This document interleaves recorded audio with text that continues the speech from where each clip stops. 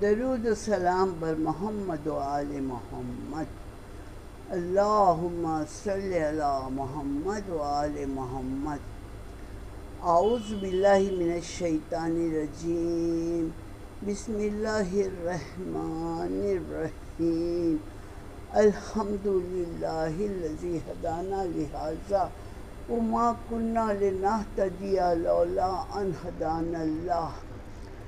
صلاۃ والسلام علی سید مرسلین خاتم النبیین شفیع المذنبین رحمت للعالمین ابی القاسم محمد وعلی امام المظفر شجاع الغضنفر قاسم طوبیٰ والسقر ساقی حوض کوثر سید الوسیعین امام المتقین امیر المؤمنین علی ابن ابی طالب وعلی اہل بیت طیبین الطاہرین المعصومین المظلومین والذین اذھب اللہ عنہم الرجس وطہرہم تطہیرا. اللہم صلی علی محمد وآل محمد. اما بعد فقد قال اللہ سبحانہ وتعالی فی محکم کتابہ بسم اللہ الرحمن الرحیم. وعد اللہ المؤمنین والمؤمنات جنات تجری من تحتها الانہار خالدین فیہا ومساکن طیبہ فی جنات عدن ورضوان من اللہ اکبر ذالک هو الفوز العظیم. جس آیت کی تلاوت کا شرف میں نے حاصل کیا ہے وہ آیت سورہ توبہ سے لی گئی ہے جو 20واں سورہ ہے. سورہ توبہ جس کی 72ویں آیت کی تلاوت کا شرف میں نے حاصل کیا. معنی اس آیت کے یہ ہیں کہ خداوند تعالیٰ وعدہ کر رہا ہے مومنین و مومنات سے کہ انہیں ایسی جنت دی جائے گی جس کے نیچے نہریں بہہ رہی ہیں اور ان کو رہنے کے لیے پاک و پاکیزہ گھر دیا جائے گا. حلال و طیب رزق عطا کیا جائے گا اور سب سے بڑھ کر کہ رضوان من اللہ اکبر اللہ کی رضا حاصل ہو جائے گی. ان سے اللہ راضی ہو جائے گا. تو آج کی تقریر کا عنوان رضا الہی ہے اور اپنے چند خیالات آپ کے ساتھ عظمت اہمیت رضا الہی کے تعلق سے شیئر کرنا چاہوں گی کہ رضا الہی کیا ہے. اللہ ہم سے راضی ہو جائے، اللہ ہم سے خوش ہو جائے. ہم جتنے عمل نیک کرتے ہیں، جتنے عمل صالح کرتے ہیں، ہماری تمام عبادتیں، روزے، نماز، زکوٰۃ، خیرات کا کرنا، ان سب کے پیچھے ہمارے ذہن میں بس ایک ہی بات گردش کرتی ہے کہ پروردگار میری اس نماز کو قبول کر لے اور تو راضی ہو جا، میرے اس عمل نیک کو قبول کر لے اور تو مجھ سے راضی ہو جا. یعنی ہمارے ہر عمل کے پیچھے ہماری ایک خواہش تمنا یہ ہے کہ ہم کو رضا الہی مل جائے، رضوان من اللہ اکبر. اللہ کی رضا کی تمنا کرنا لازمی اس لیے ہے کہ ہر انسان کی خواہش یہ ہوتی ہے کہ اس کے کسی بھی عمل کا صلہ اس کو مل جائے.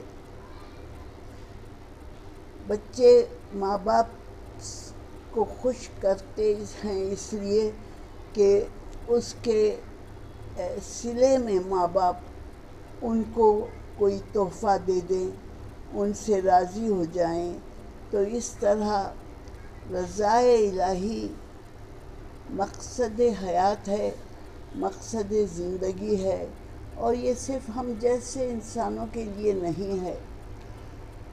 ہم جیسے انسان عبادت کرتے ہیں، ہماری حقیقت ہی کیا ہے؟ ہماری کوئی اہمیت ہی نہیں ہے، لیکن پھر بھی دل میں یہ خواہش ہے کہ اللہ ہم سے راضی ہو جائے۔ لیکن ہم نے قرآن کے صفحات میں انبیاء کی، پیغمبروں کی زندگی کو دیکھا تو معلوم ہوا کہ اتنے عظیم المرتبت شخصیتیں جن کو خداوند تعالیٰ نے اصطفیٰ کر لیا، چن لیا اپنے بندوں میں، اور ان کو اتنے مقام عطا کیے، جیسے پیغمبری عطا کی، رسالت عطا کی، نبوت عطا کی۔ اتنا سب دینے کے باوجود بھی ہم کو معلوم ہوتا ہے کہ یہ پیغمبر بھی اپنے لیے رضائے الہی مانگتے ہیں۔ مثال کے طور پر آپ کو دو پیغمبروں کے واقعات مختصر طور پر بیان کروں کہ کس طرح ان کی خواہش یہ تھی کہ ان کے عمل صالح کی عوض اللہ ان سے راضی ہو جائے۔ ایک جناب موسیٰ، آپ جانتے ہیں مقام جناب موسیٰ کیا ہے؟ عظیم المرتبت پیغمبر ہیں، نبوت ملی، رسالت ملی، کلیم اللہ کہلائے، اللہ نے گفتگو کی۔ اتنا سب کچھ ملنے کے بعد کون سی کمی تھی؟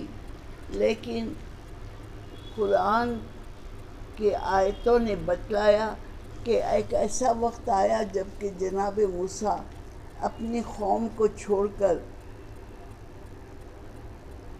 ابی سینا کے پہاڑ یعنی طور پر تیزی کے ساتھ دوڑتے ہوئے پہنچے کہ وہاں اللہ سے ملاقات ہونے والی ہے۔ اتنا تیز دوڑتے ہوئے گئے کہ نالین بھی نہیں پہنی۔ تو پروردگار عالم نے سوال کیا کہ موسیٰ کیا بات ہے؟ کیا بات ہے کہ تم اتنی تیزی سے دوڑتے ہوئے میرے پاس آ گئے؟ سورہ طٰہٰ 20واں سورہ قرآن پاک کا، اور اللہ سوال کر رہا ہے جناب موسیٰ سے کہ وہ اجلت الیک رب لترضیٰ، اے موسیٰ کیا بات ہوئی کہ اتنی تیزی سے تم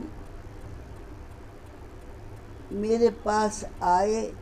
تو موسیٰ جواب دیتے ہیں کہ میں اتنی تیزی سے آپ کے پاس اس لیے آیا کہ آپ مجھ سے راضی ہو جائیے۔ پروردگار کی رضا کی تلاش ہے۔ تو کوئی سوال کرے کہ موسیٰ اگر اللہ راضی نہ ہوتا تو اتنے بڑے عہدوں پر کیسے فائز کرتا؟ لیکن موسیٰ جانتے ہیں کہ یہ تمام چیزیں کوئی حقیقت نہیں رکھتی اللہ کی رضا کے سامنے۔ پروردگار تو مجھ سے راضی ہو جا، میں بہت تیزی سے دوڑتا ہوا اپنے نالین بھی پیچھے چھوڑ کر آیا ہوں کہ تو مجھ سے راضی ہو جا۔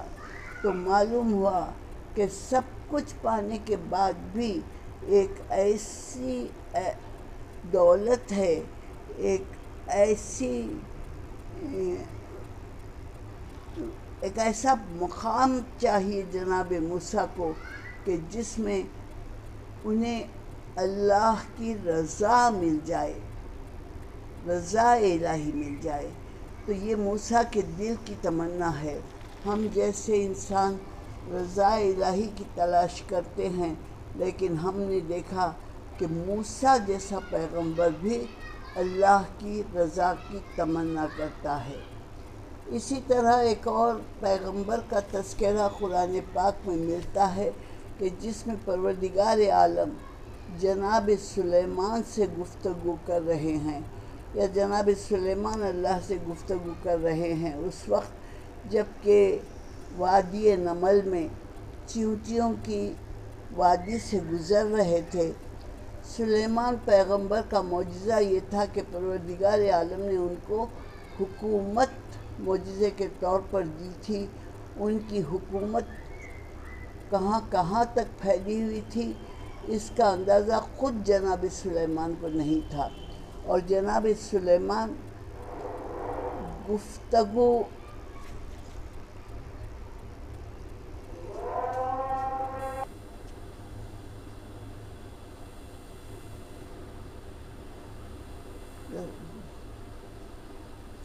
تو جناب سلیمان کو اللہ نے یہ نعمت دی تھی کہ وہ حیوانوں کی زبان بھی، چرند و پرند کی زبان سنتے تھے اور سمجھتے تھے۔ جب جناب سلیمان وادی نمل سے گزر رہے تھے تو اس وقت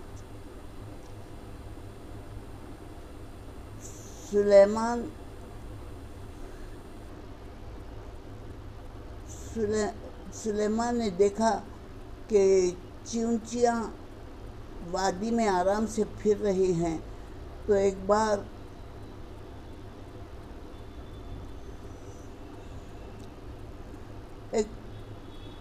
کیا ہو رہا جی وادی سے گزر رہے تھے۔ لشکر سلیمان تیزی سے دوڑتا ہوا آ رہا تھا، تو چیونٹیوں کے سردار نے اپنی چیونٹیوں سے کہا کہ دیکھو سلیمان کا لشکر آ رہا ہے، تم لوگ زمین میں چھپ جاؤ، کہیں ایسا نہ ہو کہ سلیمان کا لشکر تمہیں روند ڈالے۔ یہ بات جب جناب سلیمان نے سنی تو انہوں نے چیونٹیوں کے سردار کو اپنے انگلیوں سے اٹھا کر ہتھیلی پر رکھا اور کہا کہ کس بات پر تو نے یہ کہا کہ میرا لشکر تیری چیونٹیوں کو روند ڈالے گا؟ کیا میں مخلوق خدا پر ظلم کرتا ہوں؟ تو چیونٹیوں کے سردار نے کہا کہ میں نہیں جانتا کہ کیا ہونے والا ہے، لیکن چونکہ میں ان چیونٹیوں کا سردار ہوں، ان کی حفاظت میری ذمہ داری ہے۔ جناب سلیمان نے جھنجھلا کر پوچھا کہ کیا تو یہ سمجھتا ہے کہ تو مجھ سے بڑا ہے، تو مجھ سے زیادہ مخلوق کی حفاظت کرنے والا ہے؟ تو چیونٹیوں کے سردار نے مسکرا کر کہا کہ اس وقت تو میں آپ سے بڑا ہوں۔ کس طرح؟ کہا کہ میں اس وقت آپ کے پیر زمین پر ہیں اور میرے پیر اس وقت ایک پیغمبر کی ہتھیلی پر ہیں۔ اللہم صلی علی محمد وآل محمد۔ یہ سن کر سلیمان مسکرا اٹھے، چیونٹیوں کے سردار کو زمین پر رکھ دیا اور خود سجدے میں جا کر پروردگار کا شکریہ ادا کیا اور خواہش ظاہر کی۔ سورہ مومن میں ہے، ارشاد ہے اللہ کا، وَأَنْ عَمَلِ صَالِحًا تَرْضَىٰ أَدْخِلْنِی بِرَحْمَتِکَ فِی عِبَادِکَ الصَّالِحِینَ۔